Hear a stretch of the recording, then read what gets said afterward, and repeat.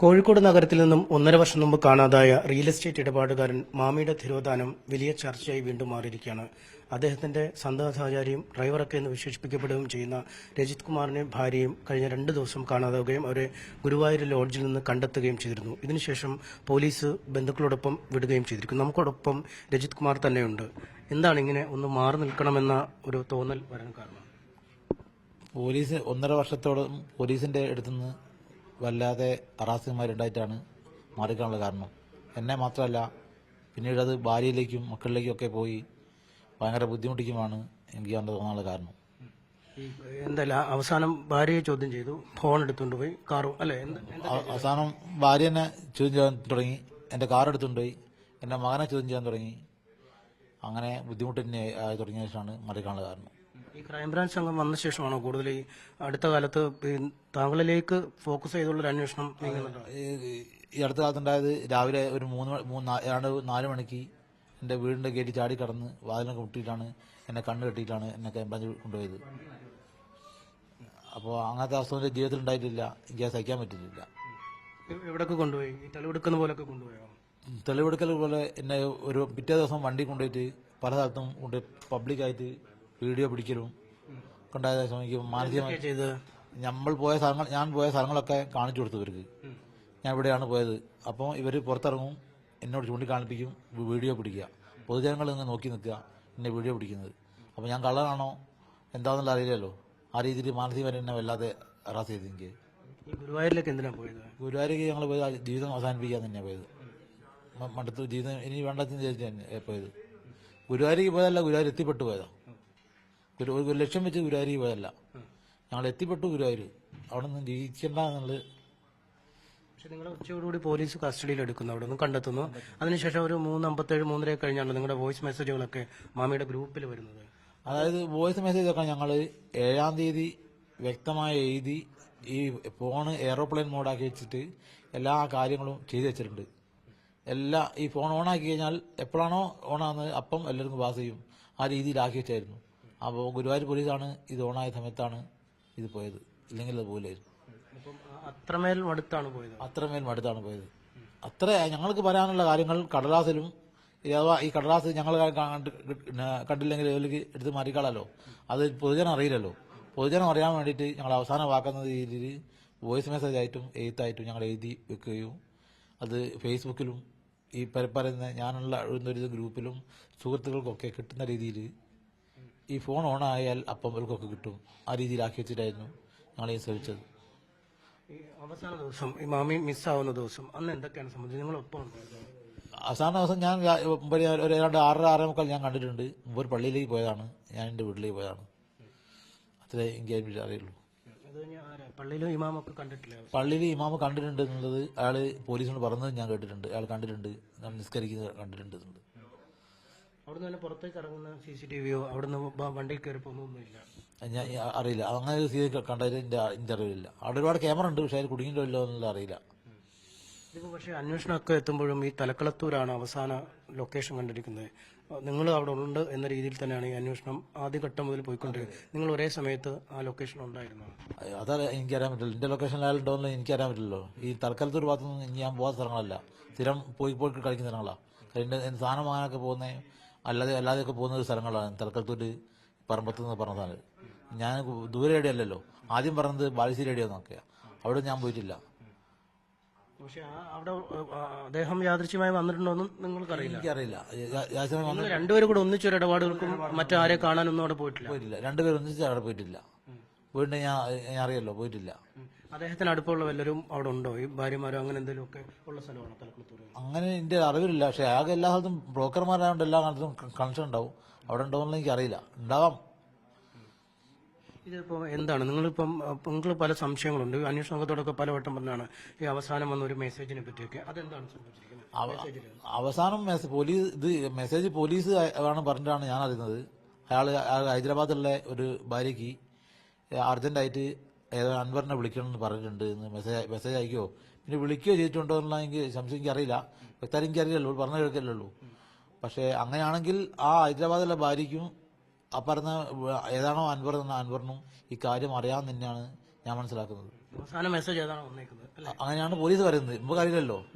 ഇപ്പൊ ഇന്ന ലാസ്റ്റ് വിളിച്ചെന്ന് പറയുന്നുള്ളൂ. അതുപോലും പറഞ്ഞിട്ട് അല്ല അറിയുള്ളൂ.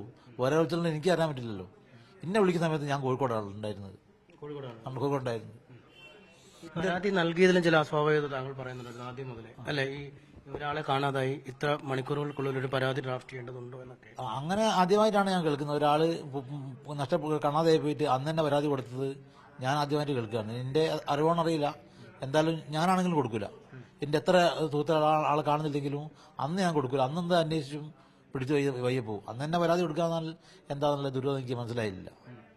പക്ഷെ അത് ആ ഭാര്യ കൊടുത്തു അല്ലെ? കൊടുത്തു, തയ്യാറാക്കി. തയ്യാറാക്കണമെങ്കിൽ തന്നെ സ്ഥിരമായിട്ട് ഒരു വീട്ടിൽ പോകുന്ന ഒരാളല്ല ഇയാള്. ഇയാൾക്ക് കോഴിക്കോട് തന്നെ 4 ഭാര്യയുണ്ട്. അപ്പൊ പലയിടത്തായിട്ട് മാറി പോകുന്നതായിരിക്കല്ലോ. അപ്പം ഒരു ദിവസം വന്നില്ലെങ്കിൽ മറ്റേ അടുത്ത് നിന്ന് ചിന്തിച്ചു പോകുമല്ലോ. അതല്ലാതെ പരാതി കൊടുക്കണമെങ്കിൽ എന്താണെന്നുള്ളത് എനിക്കറിയില്ല. ഇതേപറ്റി അവരോട് ചോദിച്ചായിരുന്നു ഇങ്ങനെ പരാതി എന്തെങ്കിലും കാരണമുണ്ടോ? ഞാൻ ചോദിച്ചിട്ടില്ല. ടീച്ചറോട് സംസാരിച്ചു? ഞാൻ ചോദിച്ചിട്ടില്ല. ഞാൻ ചോദിച്ചാൽ പിന്നെ അത് വേറൊരു പുലിവാലുണ്ടെന്നിട്ട് ഞാൻ ചോദിച്ചിട്ടില്ല. അല്ല, പക്ഷെ അവിടെയും വേറെ ചില കാര്യങ്ങളുണ്ട്. ഈ അദ്ദേഹത്തിന്റെ സുഹൃത്തുക്കള് ആദ്യ ദിവസങ്ങൾ അദ്ദേഹം ചിക്കമംഗളൂരിലുണ്ടെന്നൊക്കെ ഉള്ള ചില വിവരങ്ങൾ കുടുംബത്തിന്, അതൊക്കെ ബിനോജ് അതൊക്കെ അങ്ങനെയൊക്കെ കേട്ടിരുന്നോ? ഈ ചിക്കമംഗളൂരുണ്ട് എന്നൊക്കെ പറഞ്ഞ ബിനോജ് പറഞ്ഞ് ഞാനും ബിനോജിനും കാറിൽ പോകുന്ന സമയത്താണ് പറഞ്ഞിരുന്നത്. അപ്പൊ ഞാൻ വിചാരിച്ചാൽ ഇയാൾ ചിക്കമംഗളൂർ പോയിട്ടോ എനിക്കറിയില്ലല്ലോ. ബിനോജിനാണ് ഇയാളുടെ അടുത്ത ഫ്രണ്ടാണല്ലോ. ഇയാൾ ചിക്കമംഗളൂർ പോയിട്ടോ എനിക്കറിയില്ല. ചിലപ്പോൾ പോയായിരിക്കും എന്ന് വിചാരിച്ചു. അല്ല, ബിനോജിനോട് ചോദിച്ചില്ലേ അപ്പൊ തന്നെ? നിങ്ങൾ ഒന്നിച്ചുണ്ടായിരുന്നപ്പോഴല്ലേ? അല്ല, ബിനോജ് ഫോണിലാണല്ലോ ഉള്ളത്. ചിക്കമംഗളൂർ പോയി നേരം സമയത്ത് ചിലപ്പോൾ പോയിണ്ടാവായിരിക്കും. ഞങ്ങൾ എങ്ങനെയെങ്കിലും ബിനോജിനെ കൊണ്ടുപോയി ഒപ്പിടിക്കാന്നുള്ള പണിയുണ്ടായിരുന്നത്. മാവൂർ റിസർവീസ് ഒപ്പിടിക്കണ്ടായിരുന്നു. അങ്ങനെ ബിനോജിന്റെ കാറിലാണ് ഞങ്ങൾ മാവൂരേക്ക് പോയത്. ഞാൻ മാത്രമല്ല, ഞങ്ങളുടെ ഓഫീസിൽ ഒരു സ്റ്റാഫുണ്ട്, ബിനോജിന്റെ ഡ്രൈവറുണ്ട്, ബിനോജുണ്ട്. ഞങ്ങൾ 4 പേരോടാണ് മാവൂരേക്ക് പോയത്. അവിടെ രത്നസിംഗ് എന്ന് പറഞ്ഞ ഒരു എഴുത്തുകാരുണ്ടായിരുന്നു. അയാളോട് ഒപ്പിടിച്ച് ഞങ്ങൾ തിരിച്ചു 4 മണിയായിരുന്നു. പിന്നീടൊക്കെ ഇതിന്റെ കഥകളൊക്കെ കേൾക്കുന്നത്. അന്നപ്പോഴാണ് എന്നെ ഈ അമീൻ എന്നാണ് വിളിക്കുന്നത്. ജീവിതത്തിൽ ആദ്യമായിട്ടും അവസാനമായിട്ടും അമീൻ എന്നെ വിളിച്ചിരുന്നത്. രജി മാമി എവിടെയുള്ളത് വിളിച്ചിട്ട്. അതിന് മുമ്പ് അയാളോട് സംസാരിച്ചിട്ടില്ല? ജീവിതത്തിൽ എന്നെ സംസാരിച്ചിട്ടുണ്ട്, ഫോണിൽ വിളിച്ചിട്ടില്ല. അല്ല, അയാൾക്ക് എന്താണ് ഇടപാടുള്ളത്? മാമിയായിട്ട് കാര്യമായ ഇടപെടുന്നുണ്ടോ? മാമീന്റെ ഒരു എന്താ പറയാ, ഒരുപാട് സ്ഥലങ്ങളൊക്കെ പ്രോപ്പർട്ടിയൊക്കെ കളക്ട് ചെയ്യുന്നത് അയാളത് മാമിയാണ് കളക്ട് ചെയ്തത്. ചെറിയ ബിനാമി എന്നും ഇടപാട് അങ്ങനെയൊക്കെ പറയാം. ഈ അൻവറിനെ മുമ്പ് നിങ്ങൾ കണ്ടിട്ടുണ്ടോ? അൻവറുമായിട്ട് എന്തായിരുന്നു നമുക്കുള്ള ബന്ധം? അൻവർ മീൻസ് വിദേശത്തുള്ള ഈ അൻവറാണ്, ഈ അമീൻ എന്ന അൻവറാണ് ഞാൻ പറഞ്ഞത്. അയാളെ നല്ല ബന്ധമുണ്ട്. ഞാനെടുത്ത് അറിയാമെന്ന് ചോദിച്ചാൽ അറിയും. ഞാനൊരു കൺസേണൊന്നുമില്ല. ഞാൻ പേഴ്സണലായിട്ട് കാണുകയോ എന്നെ പേഴ്സണലായിട്ട് വിളിക്കുകയോ ചെയ്യില്ല. അന്ന് ആദ്യമായിട്ടാണ് വിളിച്ചത്. ഈ ലാസ്റ്റ് IMAയുടെ ഇടപാടാണ് ലാസ്റ്റ് ചെയ്തത്. അത് എത്ര 30 കോടി വരുന്ന അല്ലേ? അതെ, വലിയ എന്തോ എമൗണ്ട് വരുന്നുണ്ട്. ഞാൻ ഇയാളുടെ അടുത്ത് എത്തിപ്പെടുന്ന ലാസ്റ്റിലെ 3 മാസത്തില് പോയിട്ടുണ്ടായിരുന്നു. അപ്പോഴൊക്കെ ഇതിന്റെയൊക്കെ ഇടപാട് ഒരു 80% കഴിഞ്ഞിട്ടുണ്ട് എന്നാണ് മനസ്സിലാക്കുന്നത്. ഈ IMA ഭൂമിയുടെ പക്ഷെ അത് ഈ മാമി പോയി കഴിഞ്ഞ് കച്ചവടം നടന്നു ഞാൻ മനസ്സിലാക്കുന്നു. അല്ല, നിങ്ങൾ അന്വേഷിച്ചൊന്നുമില്ലേ? നിങ്ങളൊക്കെ ഇടപെട്ടാണല്ലോ അവസാനം ഈ പ്ലോട്ട് കാണിച്ചു കൊടുക്കാനും ഈ സോമശേഖരനുമായി ബന്ധപ്പെട്ട കാര്യങ്ങൾ ചെയ്തല്ലേ? പക്ഷെ അത് കഴിഞ്ഞ് എന്താണ് സംഭവിച്ചത്? നിങ്ങൾ അന്വേഷിച്ചില്ല? ഞങ്ങൾ ഒരു രജിസ്റ്റർ വെച്ച സമയത്ത് ഞാനും എന്റെ സുഹൃത്തും കൂടെ അവിടെ പോയി നോക്കിയിട്ടായിരുന്നു. അപ്പോൾ രജിസ്റ്റർ നടക്കുന്നത് ഞങ്ങൾ ഒരു രജിസ്റ്റർ എടുത്ത് ഇവരോട് പോയി ചെയ്തു. നമുക്കൊരു ബന്ധമൊന്നുമില്ല. പിന്നെ അല്ലാതെ ശ്രദ്ധിച്ചില്ല ആരാണ് ചെയ്തതെന്നൊന്നും? അത് അസീസ് എന്ന് പറഞ്ഞ ഒരാളാണ്, പന്തേനക്കാവിലെ. അല്ലാതെ എങ്ങനെയാണ് പെട്ടെന്ന് ഇപ്പോൾ ഒരാൾ ഒരു കച്ചവടം മുറുക്കി നിൽക്കുന്നു, ഇതിന്റെ ഒരു അവസാന ഘട്ടത്തിലേക്ക് വരുമ്പോൾ ആൾ മാറുന്നു, മറ്റൊരാൾ രംഗപ്രവേശനം ചെയ്യുന്നു, അത് അതിന്റെ ഒരു അസ്വാഭാവികത ഒന്നും നിങ്ങൾ ചിന്തിച്ചില്ലേ? ഇല്ല, നമ്മൾ അവരാണ് ആദ്യം ഉള്ളത്. നമ്മൾ പിന്നീട് വന്ന ആളാണല്ലോ. ഞങ്ങൾ ഇതിന്റെ പേപ്പറുകൾ ഓടി നടന്നല്ലാതെ നമുക്ക് വേറെ അറിവൊന്നുമില്ല. ഇതിന്റെ ഡോക്യുമെന്റുമായി ബന്ധപ്പെട്ട് സോമശേഖരനെ അവർ ബന്ധപ്പെട്ടിരുന്നല്ലോ ഈ മാമി പോയി കഴിഞ്ഞിട്ട്. അന്ന് നിങ്ങൾ അറിഞ്ഞായിരുന്നത്? അതായത് സോമേട്ടന്റെ വീട്ടിലേക്ക് പോകുന്നതിന് മുന്നേ സോമേട്ടനോട് ഞാൻ വിളിച്ചു പറഞ്ഞിട്ടുണ്ട്, സോമേട്ട 2 ആളുകൾ നിങ്ങളെ വീട് ചോദിച്ചിട്ടുണ്ട്, ഞാൻ കാണിച്ചു കൊടുക്കുന്നുണ്ട്, പേപ്പർ ഒന്നും നിങ്ങൾ കൊടുക്കുന്നത് വേണ്ട. അങ്ങനെ സോമേട്ടനോട് ആദ്യം ഞാനത് ഫോണിൽ വിളിച്ചു പറഞ്ഞിട്ടാണ് ഞാൻ സോമേട്ടനെ കുട്ടി ഇയാൾ വീട്ടിലേക്ക് പോയത്. സോമേട്ടൻ്റെ വീട് ഇയാൾക്ക് അറിയില്ലായിരുന്നു.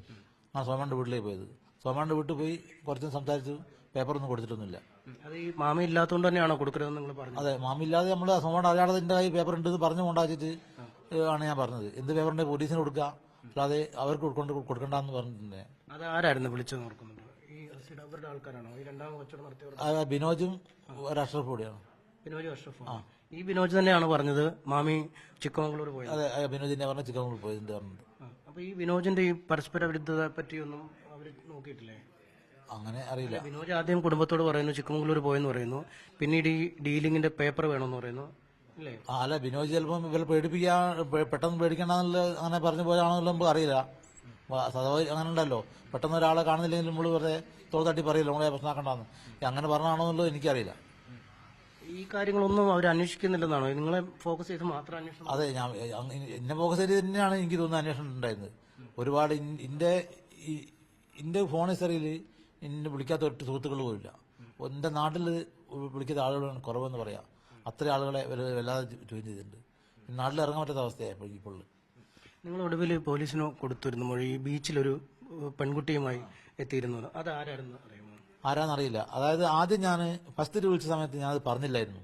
കാരണം ഇയാൾ നാളെ ഞാൻ വന്നിട്ട് ഇനി അതും പറഞ്ഞ് ഇയാൾ കളിയാ കുറവാക്കണ്ട, അങ്ങനെ ഒരു നാറ്റക്കേസ് ഇയാൾക്ക് വരണ്ട വെച്ചിട്ടാണ് ഞാൻ പരാതിയിരുന്നത്. അങ്ങനെ ഏതാണ്ട് ഒരാഴ്ച സമയത്ത് ഒരു രാജീവേട്ടൻ എന്നാണ്, രാജീവേട്ടൻ ഞാൻ ഇങ്ങനെ ഒരു കാര്യം മാത്രം പറഞ്ഞിട്ടില്ല, ഇനി അതിന്റെ ബേക്കിലേറ്റാണോ ഇത് ഇയാൾ കാണാതായത് അറിയില്ല, അതും പോലീസിനോട് പറയേണ്ടതെന്ന്. അപ്പോൾ രാജീവേട്ടനോട് തീർച്ചയായിട്ടും പറയണമെന്നു. അപ്പോൾ രാജീവേട്ടൻ്റെ കൂടെയാണ് ഞാൻ പോയിട്ട് അന്നത്തെ സ്ത്രീയോട് പറഞ്ഞത്, സാർ ഇങ്ങനെ ഒരു സംഭവം ഉണ്ടായിരുന്നു, ബീച്ചിൽ ഞാനൊരു സ്ത്രീയെ കണ്ടിട്ടുണ്ട് ഇയാളുടെ കൂടെ, ഇയാൾ ആരാന്നറിയില്ല, കണ്ടിട്ടുണ്ടായിരുന്നു അന്നാണ് പറഞ്ഞത്. കാറിൽ വെച്ച് കണ്ടതാണ്? അല്ല, കാറിന്റെ അടുത്ത് നിൽക്കുകയായിരുന്നു, ബീച്ചിന്റെ പുറത്ത്. ആ പെൺകുട്ടിയെ മുമ്പ് കണ്ടിട്ടില്ല? ഞാൻ കണ്ടിട്ടില്ല. അല്ല, പെൺകുട്ടിയാണ്? പെൺകുട്ടിയാണ്, ഞാൻ മുമ്പ് കണ്ടിട്ടില്ല. ഒരു പർദ്ദ മോം മറച്ചുള്ള ഒരു സ്ത്രീ കുട്ടിയാണ്. അതാരാന്ന് പിന്നെ കുടുംബത്തിനും അങ്ങനെ ഒന്നും അറിയില്ല? അറിയില്ലാന്ന് തോന്നുന്നു. ഇനിയൊരു കുടുംബമാണോ, ഓരോ റിലേറ്റീവ് ആണോ, ആരാണെന്ന് അറിയില്ല. എന്തായാലും മുമ്പ് അത്ര അടുത്താണ് നിന്നത്. ഈ കുട്ടിയായിട്ട് അടുത്താണ് നിന്നത്. മുമ്പ് വേറെ അടുത്ത് കണ്ടിട്ടില്ല? ഞാൻ ആ കുട്ടീനെ കണ്ടാലും പെട്ടെന്ന് ആ രീതിയിൽ ഡ്രസ്സ് ധരിച്ചാൽ പെട്ടെന്ന് മനസ്സിലാവില്ല. ഈ ഭാര്യമാരെയൊക്കെ നിങ്ങൾക്ക് കൃത്യമായിട്ട് അറിയാലോ, മക്കളെയും ഒക്കെ അറിയാം? രണ്ട് ഭാര്യമാരെ എനിക്ക് കറക്റ്റ് അറിയുള്ളൂ. പിന്നെ ഈ സഭാനന പെണ്ണ് കണ്ടാൽ പോലും ഞാൻ അറിയില്ല. ഞാൻ ജീവിതത്തിൽ സംസാരിച്ച് പോയിട്ടില്ല, ഒരു വീട്ടിൽ ഞാൻ പോയിട്ടില്ല. പക്ഷെ ഇപ്പൊ കുടുംബം പിന്നെ പറഞ്ഞത് നിങ്ങൾ മനഃപൂർവ്വം വഴിതിരിച്ചുവിടാനാണ് ഈ പെൺകുട്ടിയുടെ കാര്യം പറഞ്ഞത്. അതെന്താന്ന് എനിക്ക് അറിയാൻ പറ്റില്ല. നിങ്ങൾ വിചാരിക്കുന്നത് എന്തെങ്കിലും തുമ്പ് ഇതിൽ നിന്ന് കിട്ടിയാൽ കിട്ടട്ടെ എന്ന്? അതുകൊണ്ടാണ്, അതിന്റെ ബാക്കിലാണെങ്കിൽ തുമ്പെങ്കിൽ കിട്ടട്ടെ വെച്ചിട്ടാണ് ഞാൻ അത് പറയാനുള്ള കാരണം. ഞാൻ രാജുവേട്ടനോട് അങ്ങോട്ട് പറഞ്ഞു, രാജുവേട്ടൻ എങ്ങനെ ഒരു സംഭവം ഉണ്ട്, അത് മാത്രം ഞാൻ പറഞ്ഞിട്ടില്ല, അത് പറയണ്ടേന്ന് വെച്ചു. രാജുവേട്ടൻ തീർച്ചയായിട്ടും പറയണമെന്നാണ്. പക്ഷെ അതിന്റെ പുറകിലാണോ എന്ന് അറിയില്ലല്ലോ. അപ്പോൾ അതുകൊണ്ടാണ് ഞാൻ പോലീസോട് പറയാനുള്ള കാരണം. ഇതിപ്പോൾ നിങ്ങൾ നിലവിൽ തന്നെ ഹൈക്കോടതിയിൽ നിന്ന് ഒരു പ്രൊട്ടക്ഷൻ വാങ്ങിയിരുന്നു അല്ലെ, നോട്ടീസ് നൽകിയ ചോദ്യം ചെയ്യാൻ പറ്റുള്ളൂ. പക്ഷേ അതൊക്കെ വയലേറ്റ് ചെയ്താണ് ഇപ്പോൾ കാര്യം? അതൊക്കെ വയലേറ്റ് ചെയ്താണ് കാര്യം നടക്കുന്നത്. ഇപ്പോൾ ഇനിയിപ്പോൾ എന്താ ചെയ്യാൻ ഉദ്ദേശിക്കുന്നത്? എന്താ ചെയ്യാൻ ഉദ്ദേശിക്കുന്നതിനെ കുറിച്ചുള്ളൊരു ധാരണ എനിക്ക് ഇപ്പോഴും എൻ്റെ ഇല്ല. അത്രയും വല്ലാത്ത അവസ്ഥയിലായിരുന്നത്. നാട്ടിലേക്ക് ഇറങ്ങാൻ പറ്റാത്ത അവസ്ഥയാണുള്ളത്. ഒരാളെ വിളിക്കാൻ പറ്റാത്ത അവസ്ഥയാണുള്ളത്. ഒരു വയ്യെങ്കിൽ ഒരാളെ ഒരു മരുന്ന് തന്നെ വാങ്ങി തരാമെന്ന് പറയാൻ പറ്റില്ല. പറഞ്ഞാൽ അവൻ പോലീസിന്റെ ലിസ്റ്റിലായി. എൻ്റെ സുഹൃത്തുക്കളെ, അമ്മനെ അനിയത്തിൻ്റെ മോനൊക്കെ വിളിച്ച് വല്ലാതെ ഒരു അറസ്റ്റ് ചെയ്തതാണ്. ജീവിതം മുന്നോട്ട് പോകാൻ പറ്റാത്ത വേറൊരാളാണെങ്കിൽ ഇത്രയും ഞാനായതുകൊണ്ട് നിൽക്കുന്ന എനിക്ക് തോന്നുന്നു. ഒരാൾക്ക് ഇങ്ങനെ നിൽക്കാൻ പറ്റില്ല. നിങ്ങൾ മിലിറ്ററി ട്രെയിനിങ് ഉള്ള മുമ്പ് പോയിട്ടുണ്ടായി, കുറച്ച് സമയം ഉണ്ടായിട്ടുണ്ടായിരുന്നു. ഒരു 6 മാസം ഉണ്ടായിരുന്നു. കരാട്ടെ ബ്ലാക്ക് ബെൽറ്റ് കുറെ മുമ്പ് അത് പഠിച്ചിരുന്നു. ഇപ്പൊ ഒന്നുമില്ല, ചെറുപ്പകാലത്ത്. ഇപ്പൊ തന്നെ ഒരു 50 വയസ്സായി. ഒരു 10-20 വയസ്സ് കളിച്ചിട്ടുണ്ടായിരുന്നു. എന്തായാലും വലിയ പ്രതിസന്ധിയിലൂടെയാണ് ഇവർ കടന്നു പോകുന്നത്. ഈ പല കാര്യങ്ങളെക്കുറിച്ചും, പ്രത്യേകിച്ചും അവസാനം വന്ന ഈ ഹൈദരാബാദിലെ ഭാര്യയ്ക്ക് വന്ന സന്ദേശത്തെക്കുറിച്ചുള്ള അന്വേഷണം നടത്തുന്നില്ല. ഒപ്പം പരാതി, ഒരു മനുഷ്യനെ കാണാതായാൽ വളരെ പെട്ടെന്ന് തന്നെ കുടുംബം എന്തുകൊണ്ട് പരാതി നൽകുന്നു, അല്ലെങ്കിൽ ആ പരാതി നൽകുന്നതിൽ എന്തെങ്കിലും അസ്വാഭാവികത ഉണ്ടോ എന്നടക്കമുള്ള പല ചോദ്യങ്ങളും മുന്നോട്ട് വെച്ചിരുന്നു. ഇക്കാര്യങ്ങളിലടക്കം അന്വേഷണം നടക്കാതെ തന്നെ കേന്ദ്രീകരിച്ച് മാത്രം അന്വേഷണം നടത്തുന്നു, തന്നെ പ്രതിയാക്കി ചിത്രീകരിക്കുന്ന പോലുള്ള അന്വേഷണം നടക്കുന്നു എന്ന് തന്നെയാണ് ഇപ്പോഴും രജിത് കുമാർ പറയുന്നത്.